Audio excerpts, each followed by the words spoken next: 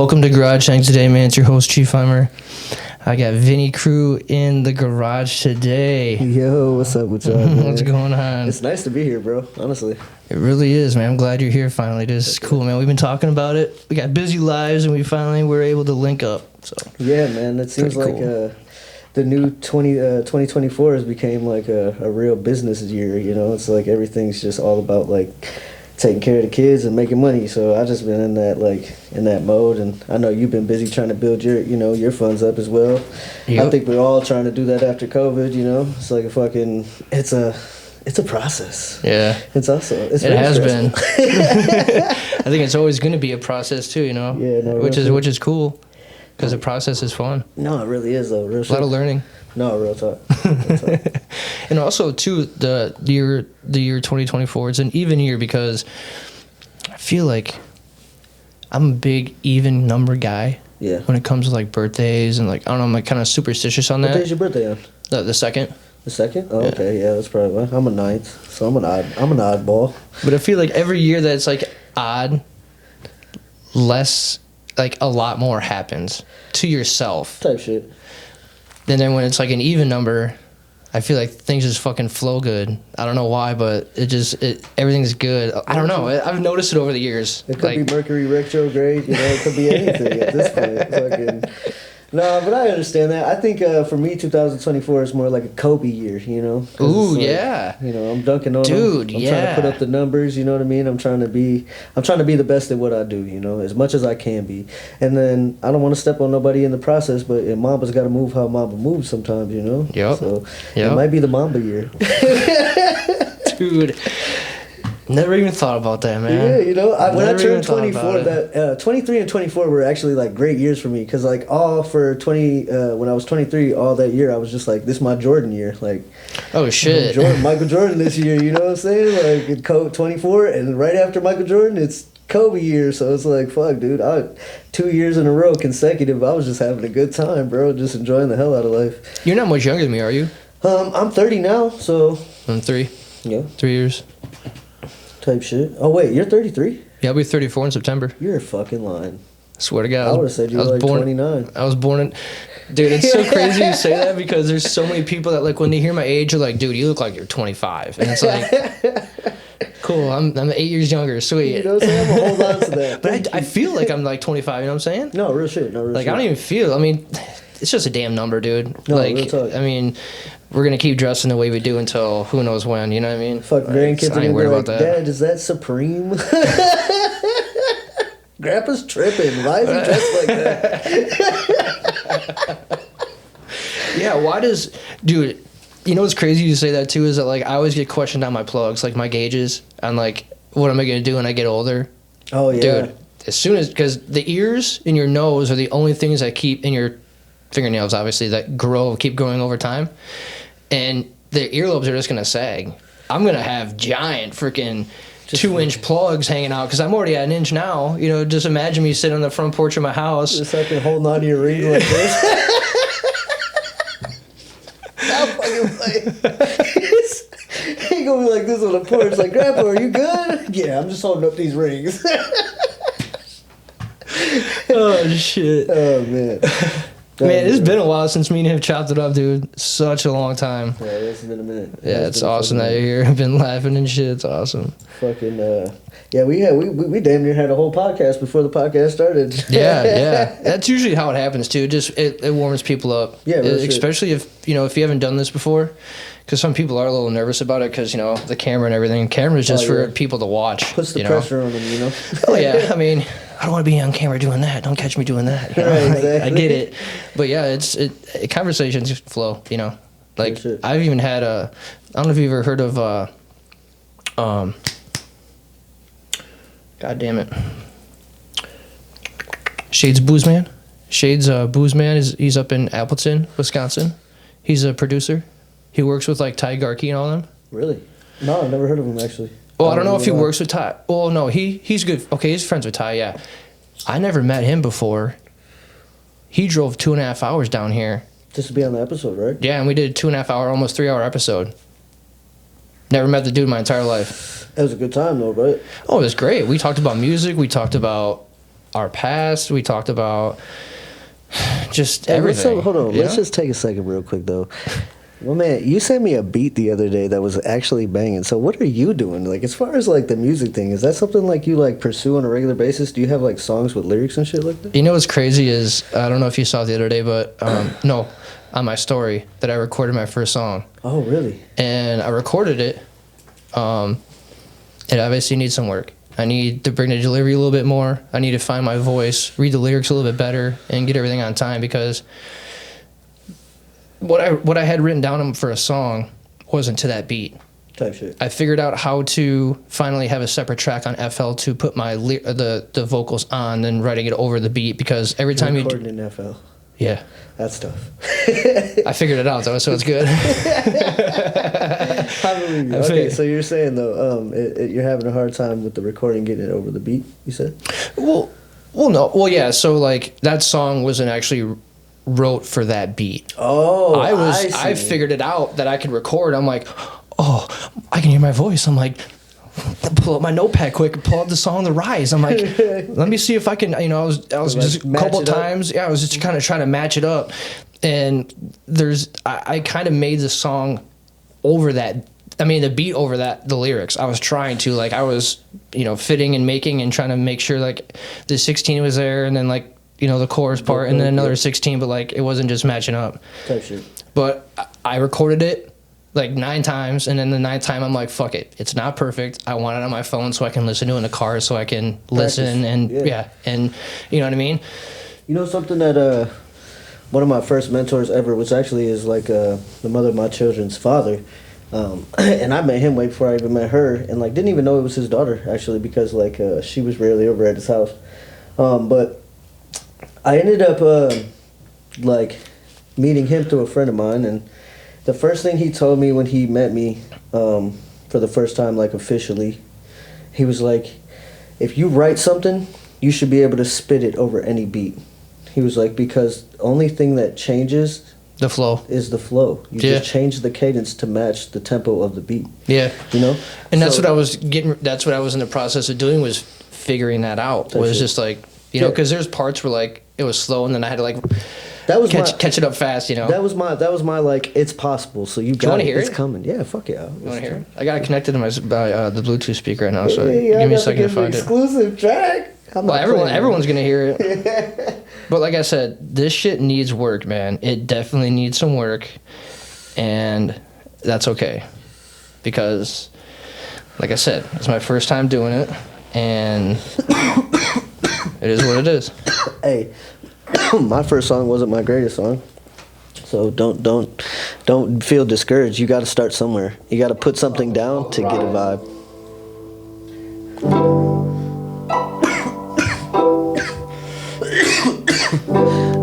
Shout out to the cookies for the cereal milk, though. Oh shit. It had no spin smiles, years of pain, a heartache, followed by nothing but trouble. I stopped to realize I needed to come up. Photography found me in 2010. Instead of writing, I chose the lens. Once I graduated, I was given the choice. But later on in life, I spoke up and used my voice. Where I'm at now, wait, hold up. Can't fast forward, left the state of Wisco. Driving everything I felt, even the grief and everything I knew. I didn't have a fucking clue, but I did it anyways, cause so what? 2013 is when I was talking, I give a fuck. And still carry that shit with me, Sam Lee. I see you trying to create like subjects, like your storytelling. Worked a bunch of dead-end jobs and kill time, and now I'm literally living life. I see what you were saying, where it wasn't matching up in some of the flows. I got for the day. But you were getting it in some spots. The other is all I can say. You gotta spread out the lyrics, I think, a little bit, and maybe change some words to kind of get it to smile anyway. Flow better. Smile anyway, yeah. Smile anyway. Okay. Back to I like the concept too. Smile anyway. It might be hard, but smile anyway. Y'all heard what he said. I don't think they're listening. It's actually a subject. Like, a lot of people don't even get that on their first song. When I sit and think at 31 and now I made it past the 27 club. I'm not famous, y'all, I can't explain this, cause I'm in this regardless. This isn't a test of no gravity, it's our phone, it's all off this. I just want to vent, I'm here for a while, so I'll fucking be content. No hard things here, my stress level been through the roof. Don't need a hug, I just need your proof that you were here for me. Can't trust a single soul, these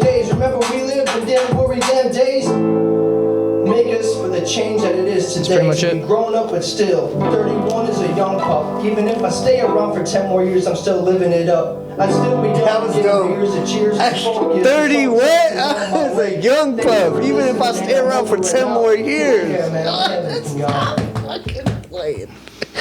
Hey, my man's a spin. Fuck y'all if you didn't like it. Y'all got an exclusive. That was his first song ever. My first song just ever. jumped in the studio, was like, I can record, let's get it. No, I jumped right in my kitchen. Oh, in the kitchen? On the kitchen on the 2014 he did it like iMac. a real rapper. Yeah, 2014 iMac, FL Studio, Rode mic. Hanging from an Air Force shoelace.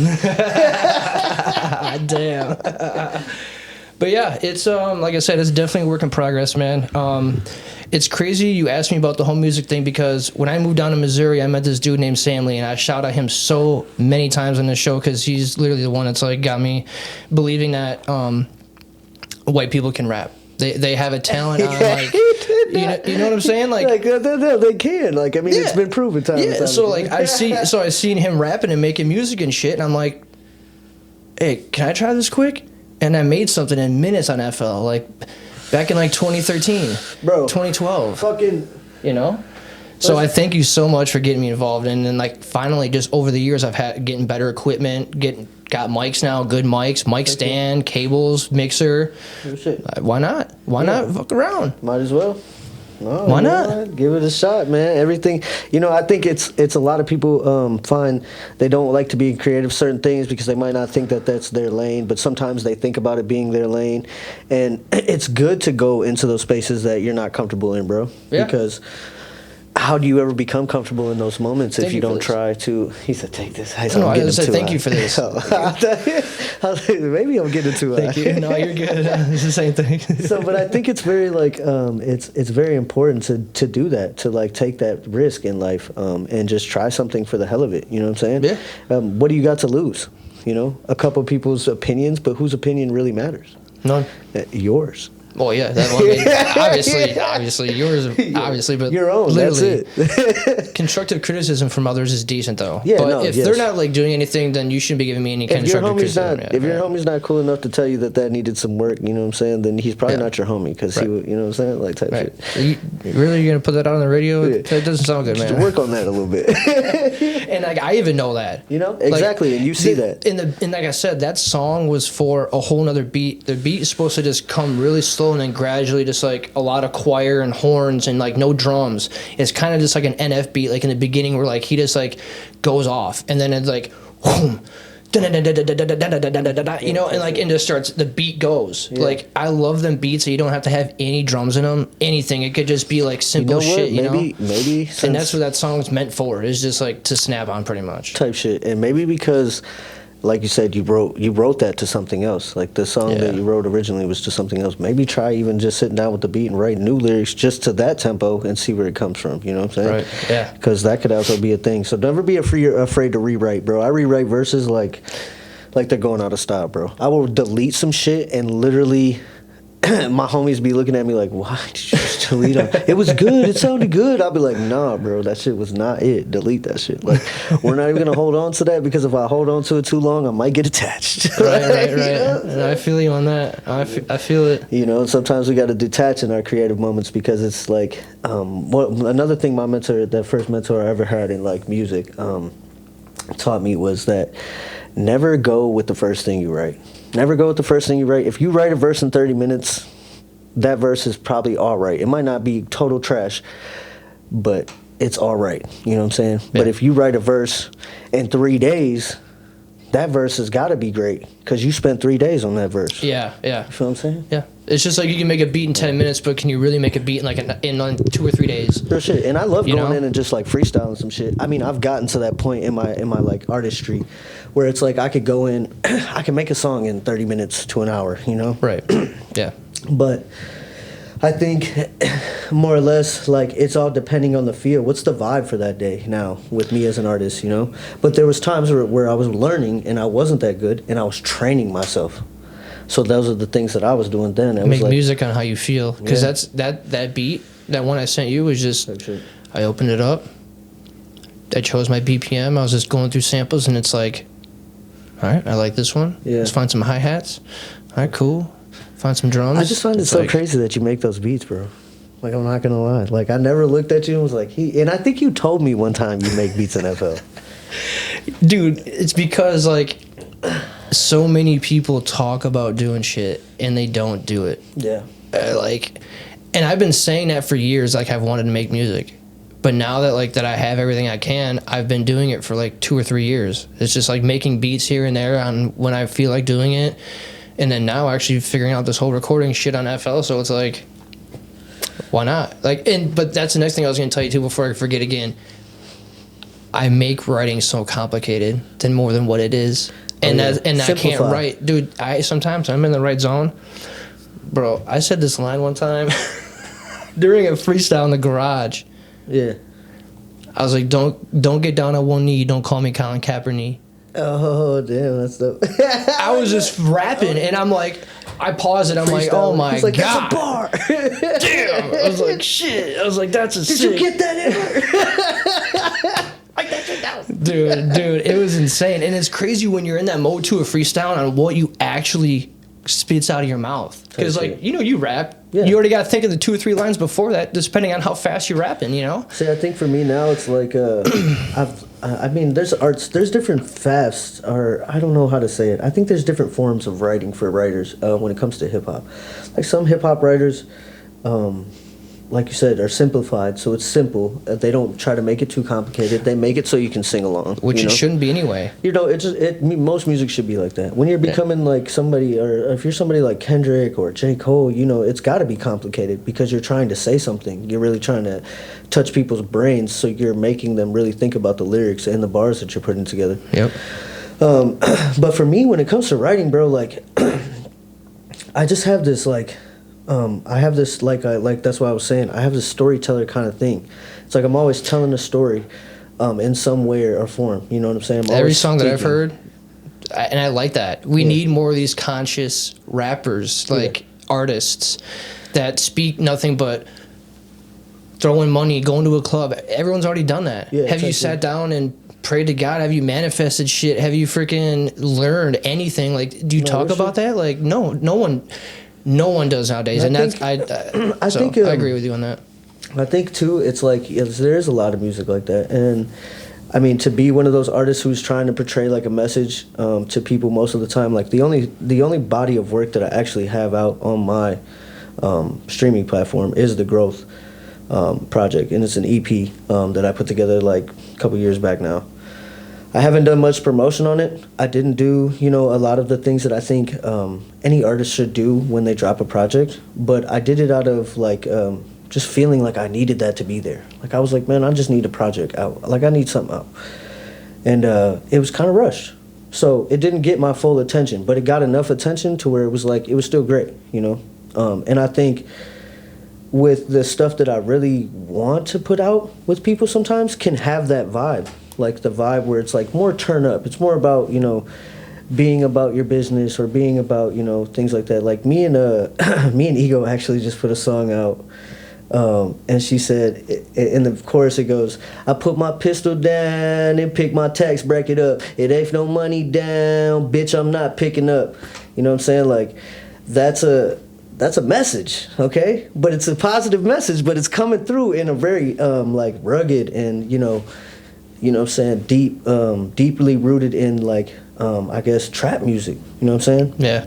So it's really refreshing to be able to put music out that's like the music that you speak of, that is like obviously flooded the industry as of lately, where it's just like a lot about drugs, money, and bitches, you know. But it comes through in a positive way, because it's like you're telling them, like, why would I want to be in the streets with a pistol shooting somebody? You know what I'm saying? When I could be really trying to pick up my tax bracket and put my family in a better position to win, rather than being worried about what's going on in these streets and be worried about, you know, all these problems that people are bringing to my door, but I'm allowing that into my life. You know what I'm saying? At any moment, I don't have to indulge in that, and I have to respect things like that, more or less, because I come from that. You know what I'm saying? Like, I came from a rough, rugged area, but I try now to be like very positive and very conscious, like you said, a conscious rapper. And sometimes I don't even like that. To say that, because like I'm still learning, I'm still growing, bro. Oh, but always, you know, always. That's the goal, obviously. You know, but yeah, I could never say like I've reached high. What is it? But I've never reached a mass consciousness where it's like I'm at a higher. I don't feel like I'm at a higher level yet. I feel like I'm still learning, and there's more to learn even when I get to that higher level. You feel what I'm saying? So wherever that place is, that plane of balance, spiritually and physically, is, when I get there, I'm not gonna feel like, I'm gonna try not to feel like, okay, I'm better. Now I'm better now. No, I still got more to learn. There's still more to learn. And that's the greatest thing about everything that we do, that there's really no limits to what we can do with it, It's and that's the greatest thing. I think I know that I like being an artist, is just that simple fact that, like, even tonight when I get home from doing this basketball game, I could ask Amber to go sit in the bedroom for a minute and just be quiet, and I can record something. Yeah. And why not? Yeah, we just chill and we just relax. I did a podcast today, film that. And go record some shit. Go do my other job quick, come home, do that. I mean, who's going to tell you no? Yeah, exactly. And that's the cool thing about it, is I think the limits, there's just the reasoning for not having limits, I think, is what makes it even more fun. Yeah, exactly. And you're not getting in trouble either. Yeah, that's the I'm thing. doing what I love to do. I'm never working a day not getting in trouble life. no more, Yeah, and that's the point of it. Yeah, and then it took me out of that space, real shit, music. But I think a lot of the things in my life took me away from being caught up in that type of lifestyle, because, I mean, my cousins were nothing but gangbangers. You know what I'm saying? Their friends were nothing but gangbangers. But for me, it was like, I didn't feel like gang banging. Like, why I got to do that? Why I got to be the thuggest motherfucker on the streets just to, have some respect, when I could just be a good person and are deeply a person with integrity, deeply rooted in, humility and being humble in certain situations, and having respect for other people and boundaries. Like, well, I can't just be cool for being that, and wanting some money, because I did want some money. I ain't gonna lie, I wanted some money. I was a broke ass little kid. It'd be nice. Yeah, it would be nice. It would be nice, and it will be nice. It's just a matter of when the time is. And that's another thing too, is like, repeating all that every day. Like, it's gonna happen. It's gonna happen. It's gonna happen. I can't wait for it to happen. It's gonna be great. Repeating that all the time is like another thing too that I've been really working on too. Is just like saying shit out loud. Well, yeah, saying shit out loud, constantly thinking about it. Mm-hmm. Like, you buy 10 acres of land, you go out there and buy that 10 acres of land. You go out there anytime you want, go walk it, look around, and then you start seeing the process of you building a house, and then building whatever, and then you stand back and look at it. You're like, damn, this is sick, and it just gets better from there on. Like that, it's just it's definitely a little part of manifestation. Is definitely speaking into the existence, man. And existence is one part of it. I think a lot of it for me nowadays is like, I love the manifestation. I'm loving that everybody even believes in manifestation now. Because there was a time in the world where I felt like I was the only person that had crystals at the crib. I feel like I'm the only person still. And fucking thinks about things like manifestation and consciousness like that. But like, at the end of the day, man, it's a lot of feeling it in here. We're Virgos, bro. We're different. We're just different from everybody, man. Like, we feel that creative, that art, that like passion, that love, fucking. And you know what's crazy too about being a Virgo is I've always heard, dude, in the description of it, I remember when I was fucking younger, it said, Virgos always talk about doing, but never actually follow through doing it. And as soon as I read that, I'm like, dude, that's a lie. There's no way. I was like, it ends. It's like a bloodline. It ends. Like it ends. That's it. You stop it there. You correct the behavior. You don't fucking say you're trying, or not even trying, just not doing it. Following through with saying what you do. And that's what I think it is. Big accomplishment, like we have a short attention span. We gotta get ready to take a quick break here in a minute too, just so you know. That's cool. So but we have a short attention span, bro. I think because we're people that like to live on the go. We love as we go. So it's, if we're talking zodiac, and yes, I do believe in the zodiacs, but there's more to astrology than we know. And the only reason I do give homage to that type of stuff is because it's it's bigger than, it's bigger than us, bro. Everything is bigger than us. The universe is way more deeper than what the surface is allowing us to see. So I think at the end of the day, bro, it's more or less we got short attention spans with shit. We get involved in something, and then we want to get involved in another thing because we're like, damn, that looks cool, let's do that. Right. Damn, that looks cool, let's do that. Right. But once a Virgo really sets his thing in motion, once he finds his thing like that he really loves, there's no stopping them, bro. From the moment I knew that I loved music, bro, I was a kid, bro, listening to albums that didn't even really want to listen to, but I had no choice because I wasn't allowed to listen to some shit. I bought my first Biggie Small CD from a kid at school. So, like, just think, I paid $10 for a Biggie Small CD. Okay? Yeah, bro, it was a tough time trying to get to listen to music, but I just listened to all types of shit. Like, I had the Will Smith album. My mom bought me the Backstreet Boys, bro. Like, this is real talk, bro. I got this shit too, man. I was like, look at me. Look at me. Do I look like I like this? So yeah, she got me those. She got me an edited Eminem CD. I liked Eminem back in the day. I think I still have a love for Eminem and a respect for Eminem as an artist, and as a staple of hip hop, and a very like big pivotal moment of hip hop, and the way things shifted at that time. But yeah, there's some times where I'm just like, I used to listen to him, like he's going through it. Like my life might have been worse if I kept listening to that every day. Right. I just ended up on 8 Mile. I don't want to be on 8 Mile. So yeah, I think it was dope, like fucking not being like allowed to do that and then having that moment. But I learned about music in the most weirdest ways because my grandpa listened to old rock. My mom listened to Bob Marley and Lauryn Hill and hell yeah, Grateful Dead, other things like that. So it was just like so many different walks of music created a person who was just inspired, bro. And I started writing songs, and so I run downstairs one day with one of these songs I wrote, and I'm like, Mom, listen to this. Would you mind holding it quick? Yep. I'm not even trying to interrupt you, but that shit's about to cut, and I'm not even trying to lose all of that. No, we that good. shit. We're not gonna lose the elevations. We're about to take a quick break. We'll be right back. We'll be right back with you guys. Yo, Black in action. we're back from the break. Break. All right, so bring up what you were talking about before you forget. So yeah. So we're talking about the first rap I ever wrote. Yeah. So yeah, I brought it downstairs and like I rapped in front of my mom. I'm all excited and shit. And Nice. she gonna look at me and say, she said, what's your rap name gonna be? And I was like, I don't have one, you know? Like I didn't think that far ahead, Mom. I was just writing some stuff and wanted to show you.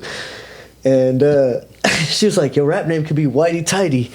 I was like, oh, so you got jokes. Hurt me.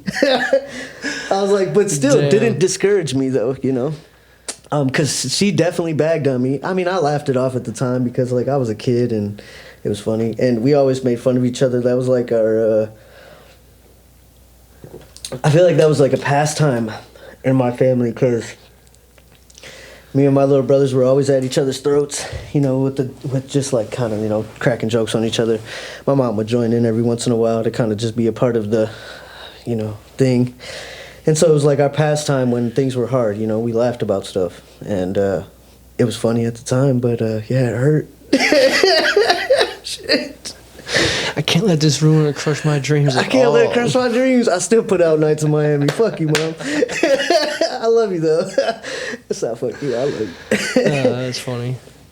Yeah. So yeah, it was a great time. Yeah, my mom was a character, bro. One year she bought me Barbies for Christmas because I fucking wasn't a very good child in school, so I was always suspended and stuff. And she bought me Barbies because she said Santa Claus wasn't coming for me this year, and I was like, oh, Damn. But she didn't really buy me Barbies, so she bought my cousin's Barbies, wrapped them up, put them in packages and whatever, you know how they do for Christmas, you know. And she put my name on them, so I'm opening the damn presents. I'm like, I don't know what this is. It could be a remote control car, but it's shaped like a Barbie right now. I opened it up, it's a Barbie. It's like the third one comes, and I'm looking at her, I was like, I'm gonna say the B word. She was like, you better not.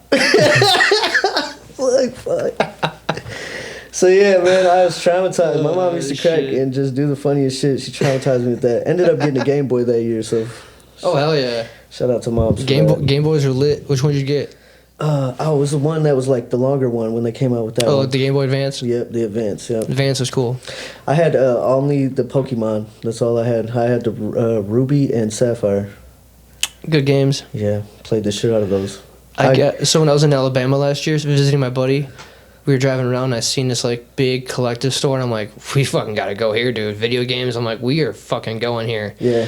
Dude, I found a Game Boy SP, the one that flipped up like a laptop. You know, and you put the game in the back and you had your bumpers on the top and, you know, you played it. Yeah, I know which one you're talking about. Dude, $80. Cleaned that off the shelf. And then I found gold version and emerald version for $15. $15. You know how much them games go for? I had the gold one only because my cousin borrowed it to me for like a week, and I literally played it so hard so I could get to that the last Pokemon, the gold Pokemon. Yeah, yeah. Yeah, I was in that game so hard, bro. I was literally getting off school, not giving a fuck, and I'm straight in the game. I'm like this. I'm at school trying to play it. They tried to take my Game Boy, actually. Oh. Because I thought it was cool to, like, bring my shit to school. My mom found out they tried to take it. She was like, you shouldn't even had it at school in the first place. So I was like, yeah, you know, that was back when phones and shit were not allowed. Like, now kids are fucking 6 years old and have phones and iPads. Like, yeah. I'm saying that because I have a 6-year-old with an iPad. It's ridiculous, bro. Oh, shit. It's like, you know, I like to be like I think a lot of parents are hard on their kids and they want to be more that like a lot of people are becoming conscious, I guess, of the world, and they want to be more attentive to telling their kids not to be that way. But like, we subject it to them, and no matter what they're gonna get to it, it's just what can you do to stop it? Monetize the right things, you know what I'm saying? I guess. Because it is a lot of, like, if I let my kid have regular YouTube, he can just watch a lot of shit that's probably not good for him to see. Right, yeah. You know? For sure, yeah. So, it's just monetizing, bro. But I think that's, like, a big thing in being a parent. Is like, people really care about, you know, the fact that kids are more inside these days than outside. They're not trying to go outside. Like, remember back in the day, like, we go outside and hit each other with rocks. And for fun. For fun, bro. For fun, bro. What? You know something funny about that? The last time I did anything like that was like, I think 5 years ago, 6 years ago, 7 years ago when I met Amber. We were out at the bars dinking around and we walked to her dad's house. So we walked from like DTS all the way to like south side of Janesville by Osborne Blind street. School. Yeah, yeah. And we were hella drunk, dude, walking back. And we were walking up Delvin Drive, you know, the hill. Type shit. Dude, we kicked a can all the way up the top of that fucking hill, dude. Me and her did. We found a can. Oh, yeah. And she just kicked it. Me and her both just kicking it up the hill the entire time until we got to the top. She was like, who's going to win? I think it's going to be me. Kicking the can, though. Yeah, I mean, like, yeah, we haven't done anything like that stuff since we were kids. Yeah, you know what I mean? Like, shit. that's why I still collect Pokemon cards. That's why I play video games when I can, you know? Like, Yeah, man. I was really like, collect these toys that, you know what I mean? I'm super sad right now that you collected so many Pokemon cards that you, like, you could do what you did today. Like, that blew my mind. I was like, bro, what? I was tweaking. I had all the holographic cards. But one time, all right, so this is what happened, though. Like, this is what made me stop giving a fuck about my Pokemon cards. My dad's mom is, like, really Christian. She's a great lady. Love her. She's very sweet. She's just a little too Christian. Or Baptist or whatever it is.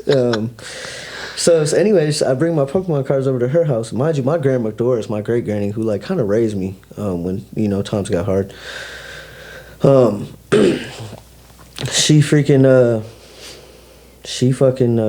me all the Pokemon cards. So my grandma, my dad's mom, sees these Pokemon cards and she's like, "These are the devil." I'm like, "What?" She said, "Yeah, those are the devil." Took my Pokemon cards and burned them, bro. I'm like, ain't that some devilish ass shit to do? Look, dude, just fuck my Pokemon cards, right? Damn. So, yeah, What? yeah, bro, so I'm traumatized. Just took my cards and burned them. I was saving those for weeks. My grandma Doris calls her up like a couple days later, like, "Fuck's wrong with you? Why'd you burn these Pokemon cards?" Like, she was like, "Oh, they're the devil." She was like, "What you know about them?" I can't get her Doris. She went to church too, but she was like, they're fucking Pokemon cards. Like, come on, Right. You're like, what? Like, the kid just likes the show. He likes, like, it's not like, what is he doing? He's not praying to no ritual. Like, like, there's nothing going on. In my room, there's no candles lit while I'm playing Pokemon. I promise. The lights on. No, yeah, The right. lights fucking on. Like, what the fuck? Oh, shit. Oh, man. So, yeah. That's a little insight of my life. I love my grandma though, so don't get me wrong, she's a great person. I think she was just a little more wrapped up in the fact that, you know, there is things, because like that's what I'm saying, it relates back to like the phones and for our kids and shit. It's like there is things out there that influence kids in certain ways, and they put that out solely with that mission in mind. Yeah. So you got to be careful. Sorry, I had some barbecue. Burp a little bit. Oh, you're good. These mics pick up a lot, dude. It's crazy. I was like, he heard that.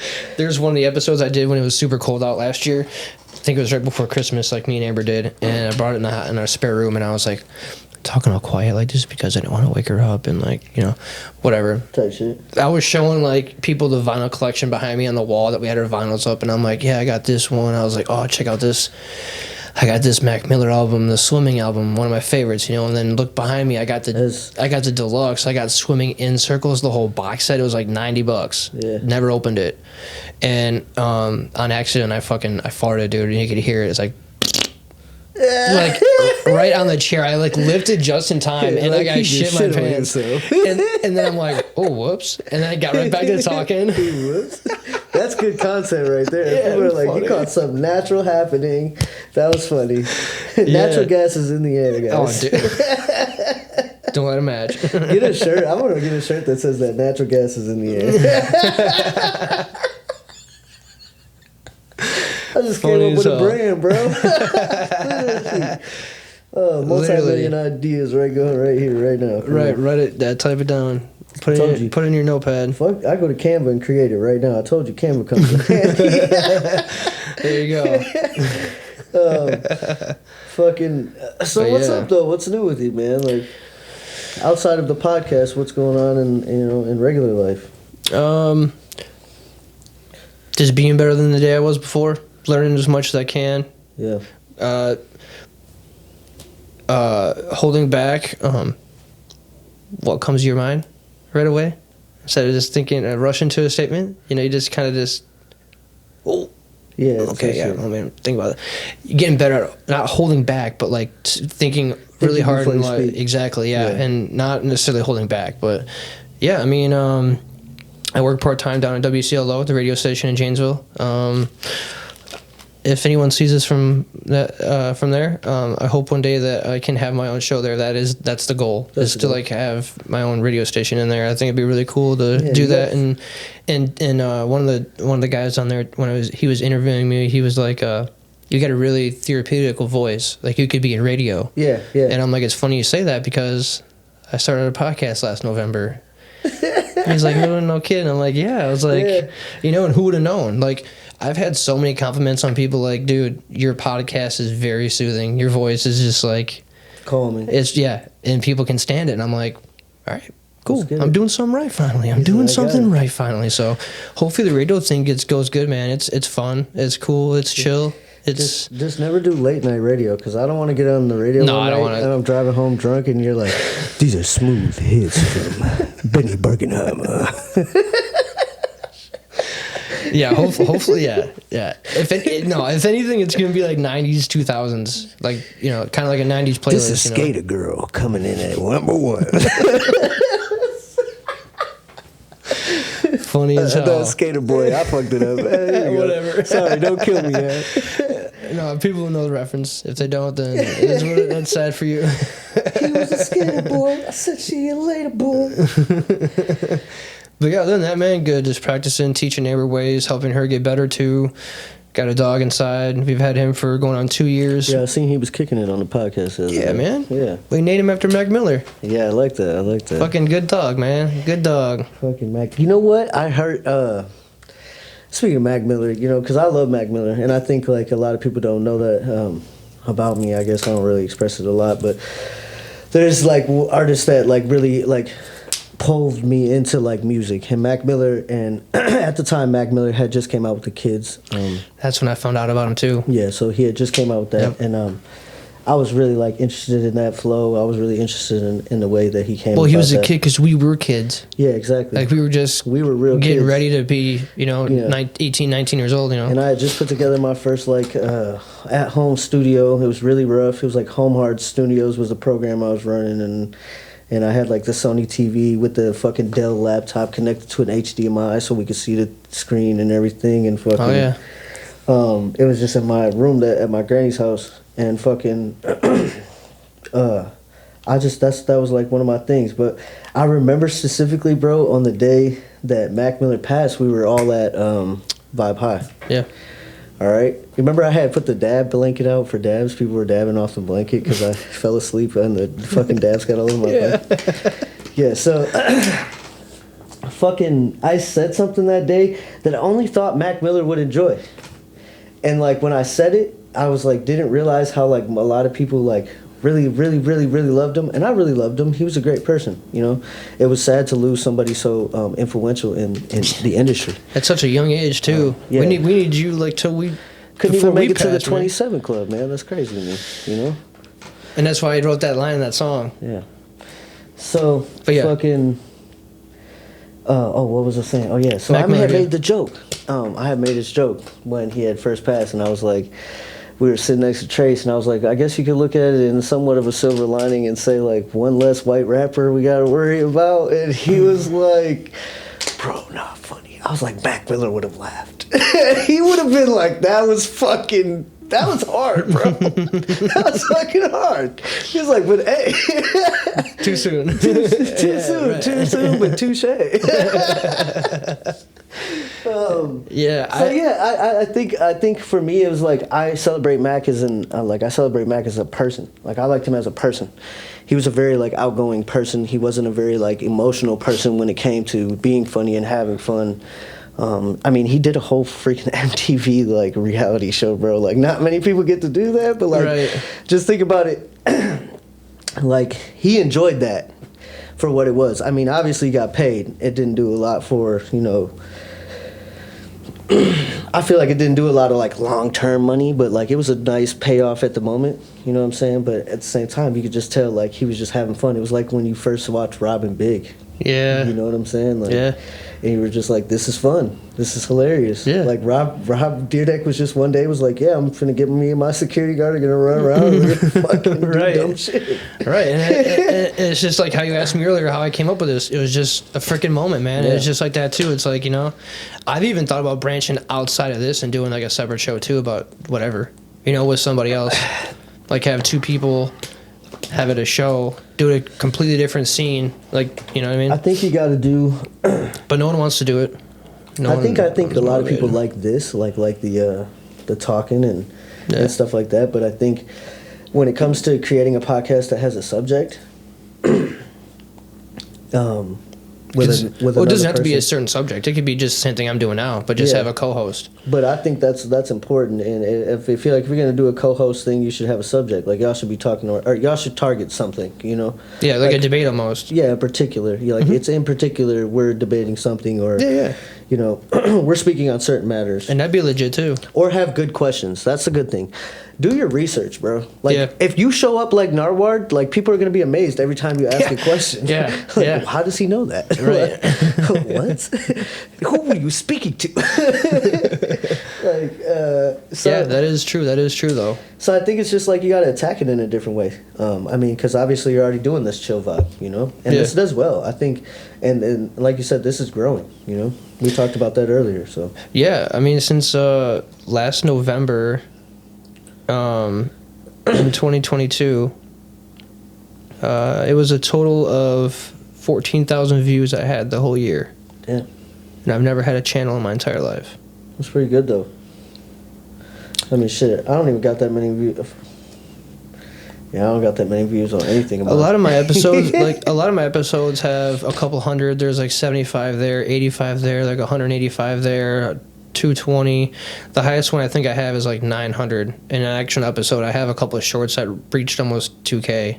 That's dope. All right, so my reels and stuff reach good numbers. Like I'm in like the 'cause it's all I'm in the short 10,000 for some. Yeah, It's all short attention span with the freaking people. Like, and the crazy thing is that people don't understand that like you don't have to sit down and watch this. You can like put in your headphones and put your phone on and walk around. Well, I think they have to stream it for a certain amount of times for it to actually count. Well, I have it on Apple and Spotify too. Yeah. So you can just stream it on that. Like Just you don't stream have it on there, you don't have to watch it. Like it's just it's, even with music, I'm learning. Now they have to stream a certain amount of the song. So like even if you press play on my song, it plays for 2 seconds. That doesn't count as a stream. yeah. For me. So it's the same way that's the same way they get like other shit. It's like because people are getting paid now. Yeah. I just made a bar. I said if you not with the hustle, I said if you not with the hustle, the money's cyber. Like money's just like digital now. It's very digital. Everything is digital, bro. Because they want to track everything. Yeah. Everything you do. Mm-hmm. Yeah, it's just. It's tough. It's tough like that. But it's money though. That's the way to make money, and people don't understand that. Like you could not be broke tomorrow if you just put the effort in and put the little bit of like money you might need to put up ads and things. The small things, bro. Yeah. They count so much. Yeah. Like right now, my biggest thing is I want to get a booking agent to do bigger shows. Oh, by the way, we're gonna be in Madison this weekend doing Little White. If you ain't doing nothing and you just want to pop out, I got you on a ticket. Just pull up. Fucking, and don't bring the camera, because we talked about that earlier. I don't want you to work. I just want you to come have fun. I mean, now it's not like, hey, I need you here for this. Yeah. It's more like, hey, come. Come if you want to come. I'll bring my camera anyway, but I will like take it in doses where I can actually enjoy. Where I'm not like, you know what I mean? Yeah. Hey, you're here for the night. I need you to do this. Type shit. And it's not like, hey, come check it out. Whatever, have fun. Yeah, come have some fun. All right, cool. I'm still gonna bring it, but yeah, I'll take. I mean, it get me out and do something too because like I haven't shot photos in like a fucking year, dude. I think they said Besides the like doing the doors open at photo, 5 p.m. doing like a photo after every episode I do, I don't go and take photos anymore. Yeah, me Just and have Ego will be out there. And it would be dope to see you out there, man, and just like we'll get a drink and fucking enjoy ourselves after the show. I usually don't drink nothing before a show because I get cotton mouth really bad. Oh yeah. Even like if I smoke or something, I get cotton mouth so bad. Yeah, dude, I feel you on that. I'll be like trying to have conversations sometimes and be like, if I don't get water, bro, I'm SpongeBob on a beach right now. Like it's bad. I know I need to get like something out here to put in the fridge for water because I'm going through that right now. Oh, you got cotton mouth? Oh yeah. Oh man.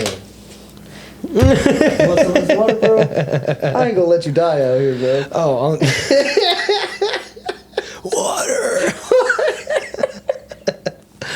Oh, real shit. Oh, I'm good. I can go in the house at our next break and just grab a quick water or anything. Fucking.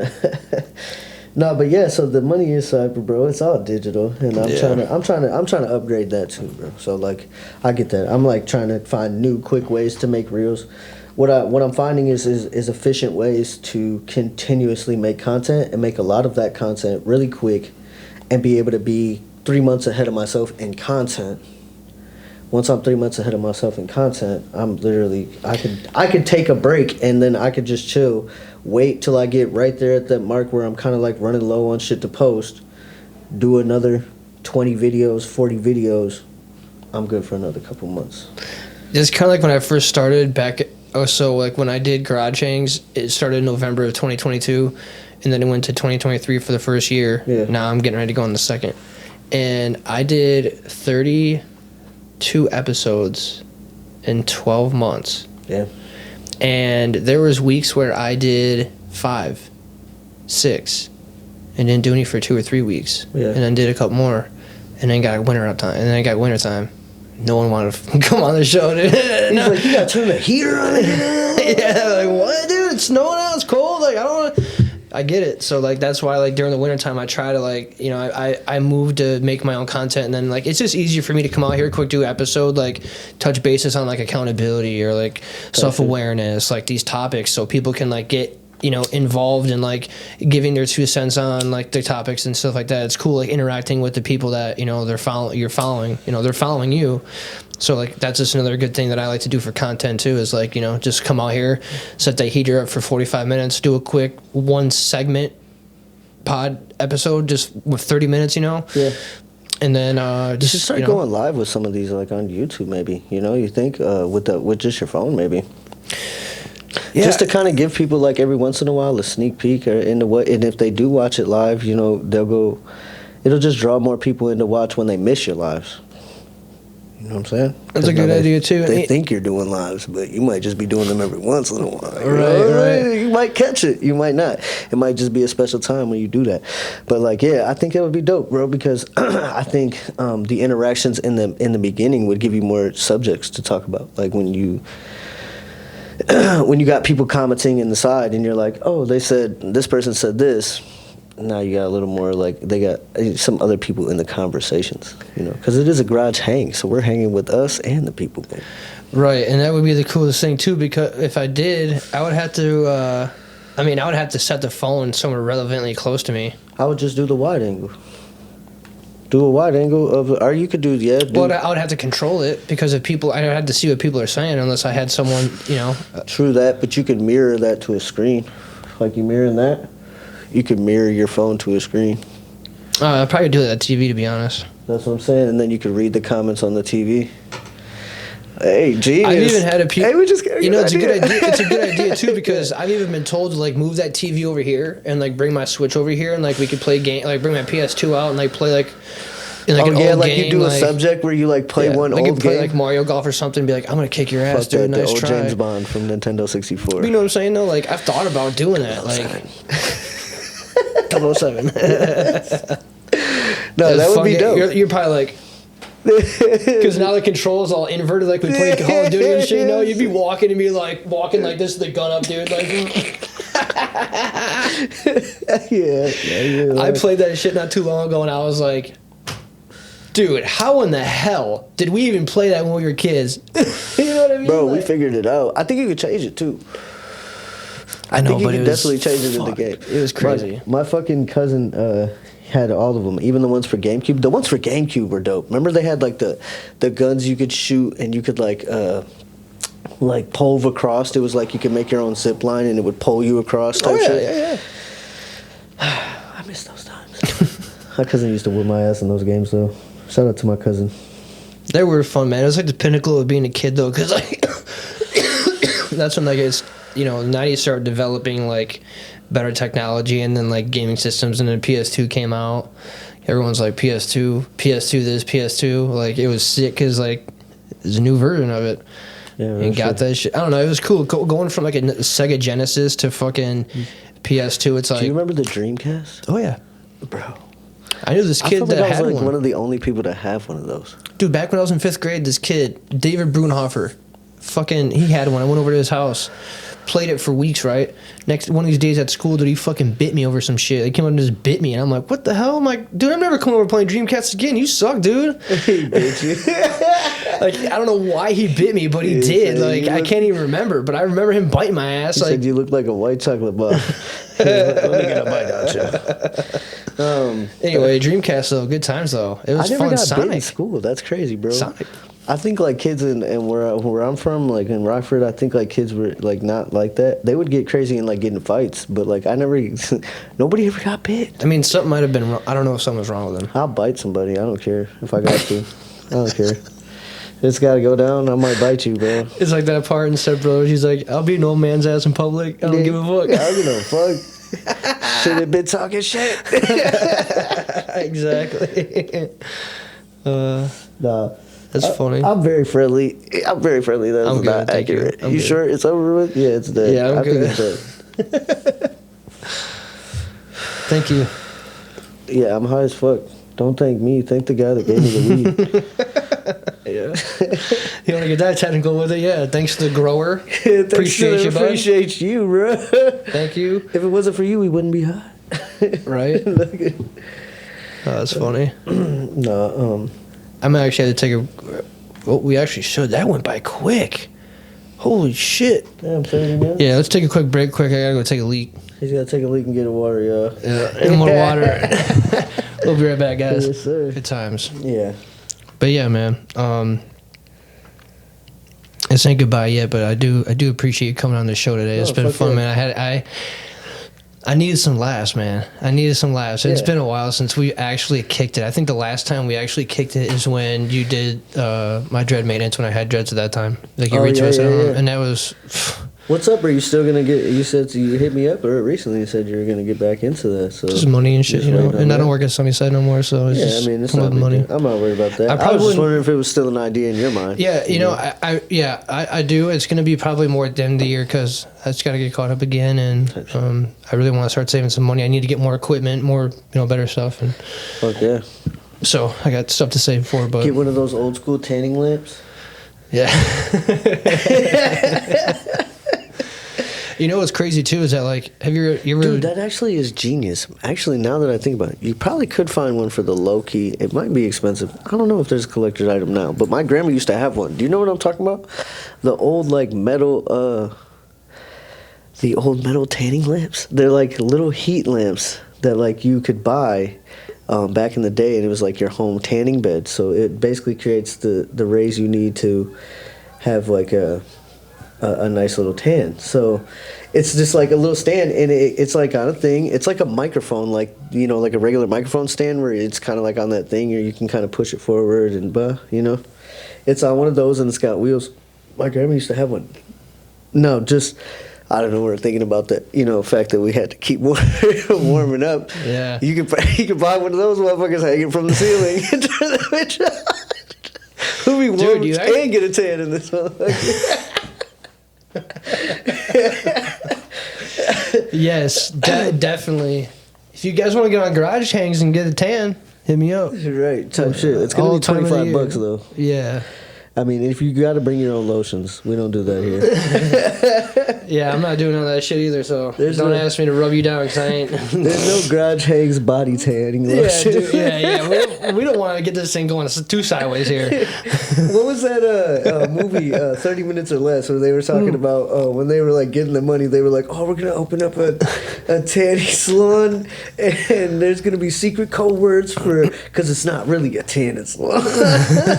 Right.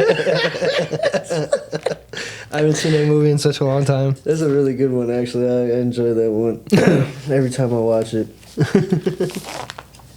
Fucking no, but yeah, man, it was great to hang out with you today too, for real. I think we had a good time. It was more or less, just catching up and we touched on a few things. I feel like the people enjoy what they've seen and what we had going on today, because we was genuine, Yeah. And I think that's the biggest thing, is like when you get together and you do something like this, is people get nervous, like you were saying earlier. People get nervous before, and you can have those nerves, but once you get on there, just be yourself. It's mainly just in your head, because your mind could, it could change so much. You can get yourself out of shit. And they're not even truly watching us right this second. Yeah. So like, really, nobody's looking at us. This camera has a staring problem.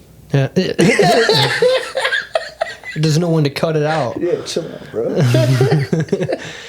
Yeah, I mean, it's really nice though having this, because I don't have to have 10 people in here, and then they had to listen to our conversation and Yeah, no. it's just it's nice, it's nice because a lot of people. Like about you and Amber's episode the other day when you were playing the music in the background.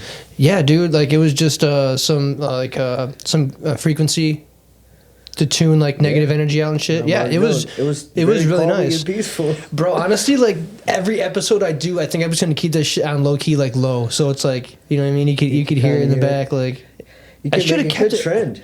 I should have kept it on. Well, yeah, because I should have kept that shit on. I should have kept it on today when you got here, because that's what we were listening to when you pulled in the garage. Oh, really? Yeah, I have it on this dude. That's all I've been listening to. When I get in the car, I actually haven't listened to a song in a week. I've been listening to this shit in the car, through the TV, out here. Do you have that thing where you get stuck on? It's like once you listen to something that really calls to your ears and vibrates with you, that dude, you stick on it for weeks. And I have albums that I'll pick, and I'll only listen to those albums. Mm-hmm. Same. It's weird, but I go through phases. I could tell you about a time in my life, and it's a period of life. Every album I've ever listened to. Yeah, it's like when Kasky dropped his last project, he did a song called "Hey Big Head," and it means once you make it big, you think you're better than everybody type shit. Mm-hmm. And there was a part in the song where he's went independent because labels weren't helping me thrive. I ain't get that feature from Wayne, but I tried. It's funny because it's a 400 outside. I let go of bird, then I learned how to fly. Because he was on Birdman's Cash Money Records. Mm-hmm. He was trying to get a feature from Wayne, but that, went independent because labels weren't helping me thrive. I ain't get that feature from Wayne, but I tried. It's like he snapped on that part, dude. And he's like, they saw me when they saw me down, when they saw me from the jump. Nobody could tell by the look in the eye. And it's in that certain point at that time, I was losing people, like friends and people that like were just hanging on to hang on because of what I was doing. Yeah. It's crazy when like those times of periods like in your life where you listen to music and songs and how it can just relate to so much and what you're going through at the moment. You know, it realize, is like some things that you got going on, and it almost gives you the key, opens that door for you, and lets you see. It makes you more conscious. You start thinking. Yeah, music is the most vibrational thing in the world, bro. It's its frequency carries through many, and it doesn't just carry through mind. It carries through soul. It carries through heart. You know, it carries through everything that you are. Your emotions are tied up in those types of frequencies. When you could hear a song and just drop a tear. Oh yeah. There's songs like you play "Ain't No Mountain High" or not "Ain't No Mountain." Fucking what is it? Fucking Dixie. I just start bawling when I hear that. Dixie Chicks "Landslide," bro.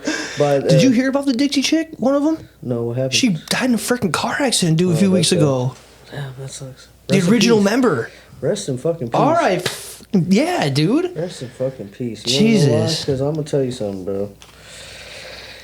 I used to cry every time I heard that song. You remember that that fucking do you remember the fucking what you call it, the movie Jack Frost with the dad that's a snowman? Oh yeah, the one, yeah. That's like they played that song in that, and like I had a dad that was like, my dad, you know, I love my dad. I love him. You know, he's goes through, everybody goes through shit. So I'm not gonna hold nobody accountable for you know, the bad shit, because that's just not, you know, that's not who I am. But at the end of the day, my dad tried his hardest to be a good dad, but he was very absent on times, right? But that was a movie we watched together at one time, so it was like one of those times where I remember it was like a good time with my dad. And fucking, so every time that song plays, bro, and it has to be by the Dixie Chicks, because who else does it? Fucking Stevie Nicks does it too. I just be like, man, I fucking hate this song. I like, literally hate this song. And I was just like, I love my dad. I'm trying to love my dad. I mean, shit. You know, it's an emotional moment. And then for my mom, the one that makes me think about my mom is like, you know that song, Simple Man? Yeah, Leonard Skinner. Yeah, well, Leonard Skinner, but I think the Shine Down plays the one that I like. Yeah, okay. And fucking, yeah, dude, that song, that song hits for when I'm thinking about my mom. She sung it to me one time. It's a good one, dude. She did it for somebody that she knew at the time that she, you know, had love for, and they had passed away, so they asked her to sing at the funeral, and that was the song they asked her to sing. That's nice. So she was practicing it, and she was like practicing it, singing it to me, you know. My mom could actually like really sing back in the day. Cigarettes might have caught up with her now. She can still kind of get there, but not like she used to, you know. And yeah, it just resonates. Every time I hear that, I'm like, fuck, I love my mom, but I hate my mom. You know, it's like a love-hate relationship with your parents, no matter which way it goes. I mean, you could have the best parents in the world, but there's things you don't like about them, and there's things you do like about them, you know? So every time, I'm just like, oh, man, I gotta stop crying about this type of stuff. Yeah, but yeah, music is like that, dude. I hope that one day that my music does that for somebody. Actually, somebody here in Janesville actually told me that one time that she had really was going through a hard time and was listening to my my throwaway mixtape, and like I was talking about some real life shit that I had like been through and seen, you know, my cousin go through and shit like that. So there was just like, you know, bits and pieces of life that was just rough, hard, you know, at the time. So she said she was going through a really hard time, and that my music like pulled her out of that. And I think that was the most pivotal moment of my career. I could never make 1 million streams or never make 1 billion streams, but I'll say right there, that fulfilled my whole thing. Like, that's the whole goal. Like, I'm hoping that someday I reach you and you hear me, you know, because I'm not talking about nothing, you know? Yeah. So sometimes I'm having fun, so I'm gonna lie. Sometimes we might just be goofing around, having a good time. But you got to do that with music. Like, every once in a while, you got to pull back. you can be a conscious artist and still have some fun on the track. Oh yeah. You know, and switch it up. Like, look at J. Cole. He used auto-tune recently on the, I think it was the off season. He used auto-tune on that album. And I was like, okay, J. Cole with auto-tune. I ain't know you could do that, you know? Like, I like it when you kind of try to sing, but you know, you can't sing, but you can carry a tune. Like, the auto-tune is nice, though. It's nice. It's a nice touch. So you can switch it up, man, and just never be... I think that's one thing I would tell every artist in the world, bro. It's just like, never be afraid to switch it up and just try something different for the fun of it. Yeah. You know? I can definitely feel you on the whole... that person telling you they made an impact, because I've gotten a few people that have direct messaged me or even commented on episodes saying thanks and like, thanks for being here. You changed my outlook on things a little bit, and you know, if it wasn't for you, you know, and it's like that's the best. That's really feeling, cool, man. Yeah, because like you know, I could have a room full of 10 of my friends in here that you know don't care as much as the other people that don't even know me, and that's one thing is that the Strangers audience will be your best friend. Yeah, it's like the audience I really want to get past is around this area. I really want to push it out to other states and different countries, and you know, I don't want my main audience my hometown. It's just I just don't. And there's nothing wrong with it. Yeah, and that's the thank God for YouTube and Spotify's and the Apple Podcasts and shit like that. You know, they say that your hometown's always going to be your biggest critic, so you gotta reach outside of that. Your fan base is never inside of the hometown. Like if I focused on just like Brockford loving my music, like you know, it'd be a tough break, because it's hard sometimes to get people in Rockford to like fuck with you as far as the music and the hip hop goes. As much as I love my city, we're very I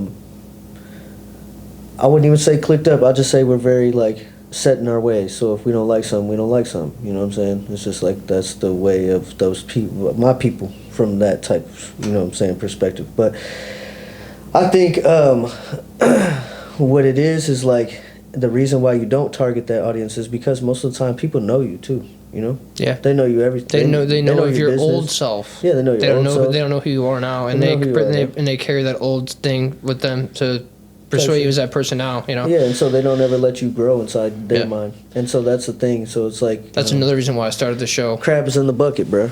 Yeah. Crabs in the bucket. We're always crabs in the bucket. It's like nobody wants to see you truly win. Mm-hmm. You know what I'm saying? But you want to win so badly, you fighting for it, and even though they keep grabbing your legs, you damn near at the end of the bucket.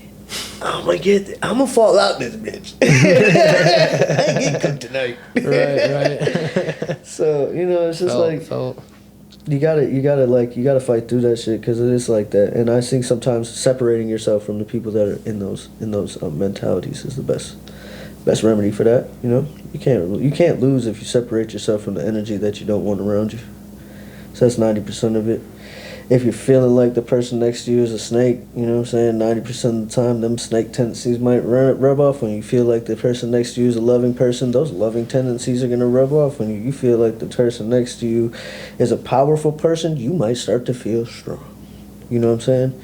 Influence is a lot, you know? Yeah. It's a lot of everything, because it's music. Like, we're going back to music. Biggest influence in the world, bigger than fucking the Super Bowl. Mm-hmm. You know?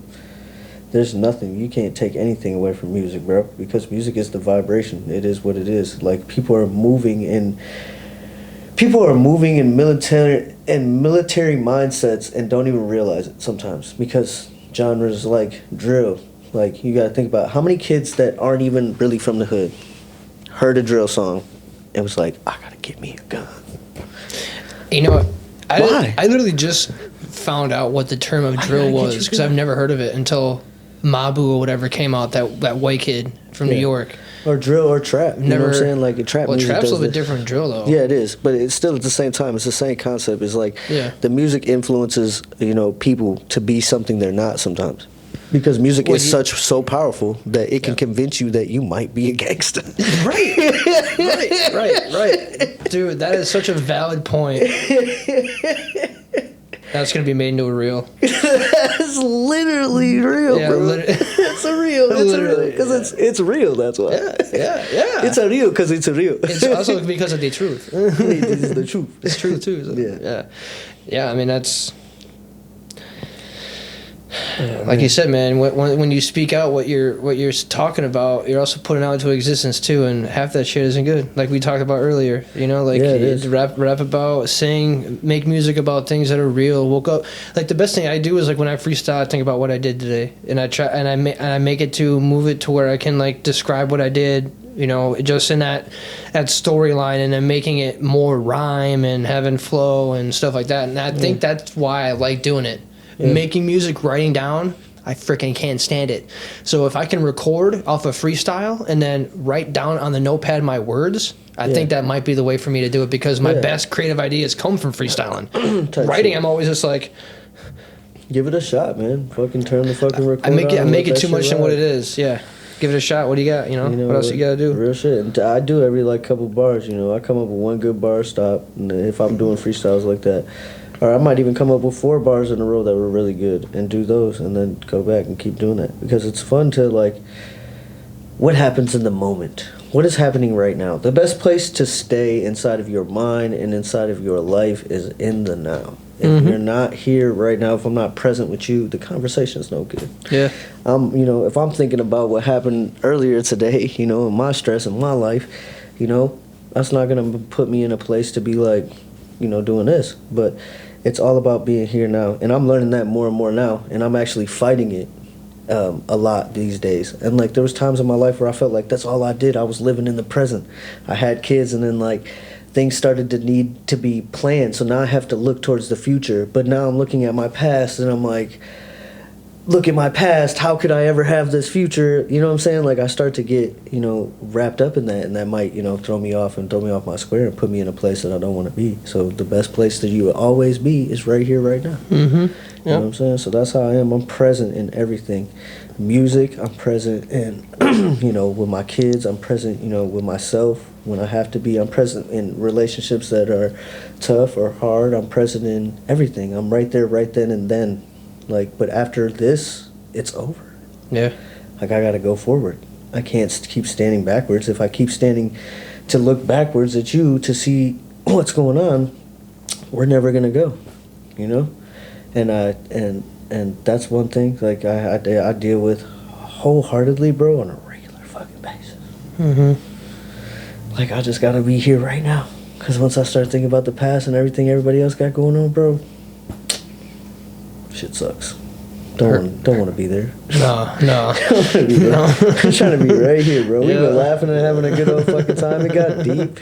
You know, the deep moments are good, though. I think people need those. And that's bringing it back to, like, saving people and the content and the things that we create, you know. It's like, you never know what you might say might fix somebody else's life. Yeah. You know?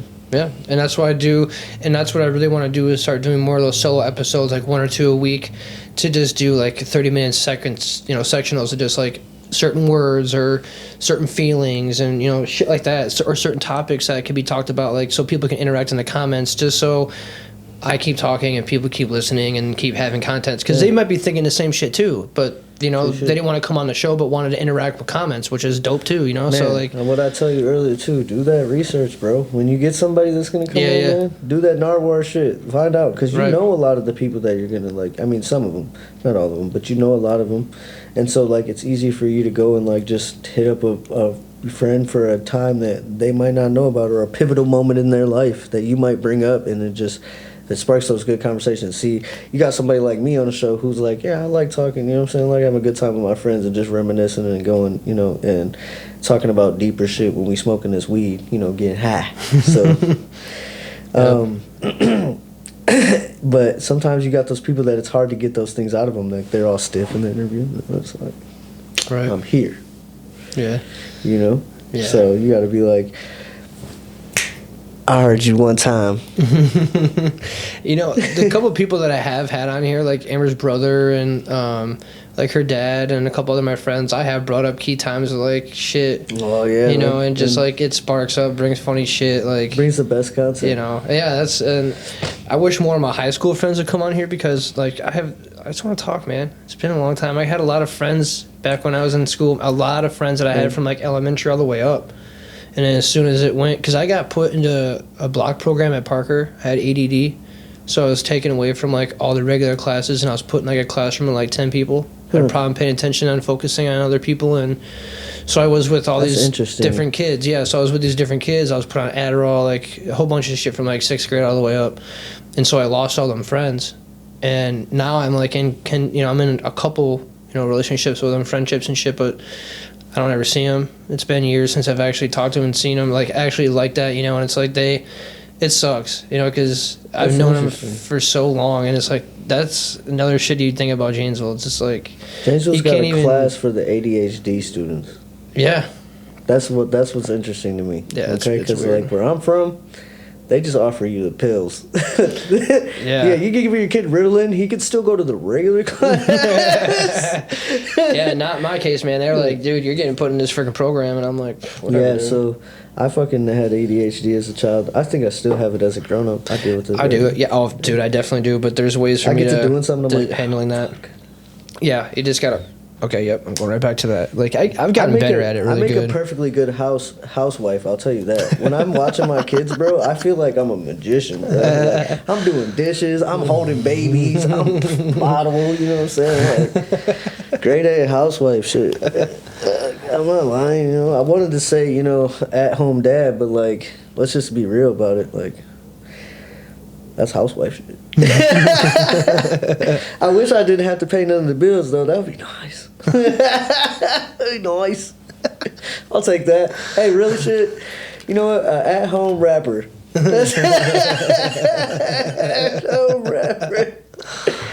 Oh shit. Fucking. Man, dude. What do you think, man? We got a couple more minutes. Do you think this is gonna be the end of it right here? I think. Yeah, it's 4:30. Yeah, I gotta leave at 5:45. Gives me time to eat. I already missed 4:20 quick. because of you, so now I done missed the joint. It's your fault. It was 4 minutes ago too, or 6 minutes ago too. Damn. Yeah, it's 4:26. Yeah, I'm done to wrap it up, man. I gotta get to some things myself, but I did have a great time, man. This was fun. Yeah, this shit was fun, dude. You and Ego should come on next time for sure. Because I'd like to get to have a conversation with her too. Because I've known her, I just never have actually been around her. Super intelligent person, bro. Yeah, super vibrant person. Yeah. Everything we do together, you know what I'm saying, as far as the music, always comes together so smoothly. I think it's just a vibration we both have. It's just like comes together very well, bro. And I can say that definitely one of those people, bro, that's just always good for a good intellectual conversation. Yeah. Yeah, so if you got some topics, I come with some topics because she's down to talk about stuff like that. She chill.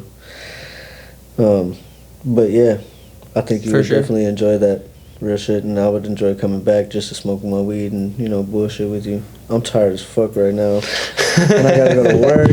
Bro, I've been in the car half the day driving, dude. I drove like an hour and 10 minutes one way to get that camera, and then came back and pretty much set up and got here, Yeah, man, I know you were on the move. And I haven't eaten lunch or nothing. I had scrambled eggs, and that's I'm still fucking over here just like Pokemon cards though. Pokemon cards. I call them Pokemon cards just because I'm feeling disrespected. Well, I feel like, you know what I'm saying, man, it was a great time. And like I said, man, I can't wait to come back and really thank you, bro. Because, like, honestly, I needed a good time, too. Real shit. For sure, man. So, hey, do you remember that time you took, how many photos was it in New York? Hundreds, dude. Like, Bro, he took, like, 2,000 photos in, like, a day or something, bro. It was, I was like, this is ridiculous, bro. But I wanted to bring that up before we took off, because that literally, I'm glad you did. Blew me. I was like, 2,000 photos? I was like, what are you taking pictures of your feet? Like, you just out here taking pictures of your feet the whole time? Bro, it was insane. I can't, That's dedication. Let me just let you know, if you need somebody to do photographs for you professionally and you really want somebody to work hard, that's the guy you talk to. Yeah. All these other people that do like 30 photos for like $2,000, it's a little ridiculous, dude. Real shit. I do a full photo release. So any pictures I take outside of the ones I do editing, they're all yours. You can have them. You can frame all 2,000 of them if you want. Damn, that's legit. Make it a better, you're not getting a better deal than that. So, shout out to everybody that gets a chance to watch this, and I appreciate you letting me come on once again. Fuck the money and the fame, always. Yep. And hopefully next time we get to come back and we get to some bullshit some more. Yeah, we definitely will, man. I appreciate you coming on today and taking the time out of your schedule, man. I know we're all busy and shit, and appreciate that. So, Happy New Year to you as well. As, Happy New I didn't Year, get a chance to say that shit either. That's what I'm saying. It's a Happy New Year. 2024, the year of the mama, right? 2024, the year of the mama. Stop playing. Kobe in the building. All right, y'all. All right, y'all. This is the Chief. I'm at Garage Things. Y'all have a good rest of your night. Thanks for checking in. Yes, sir.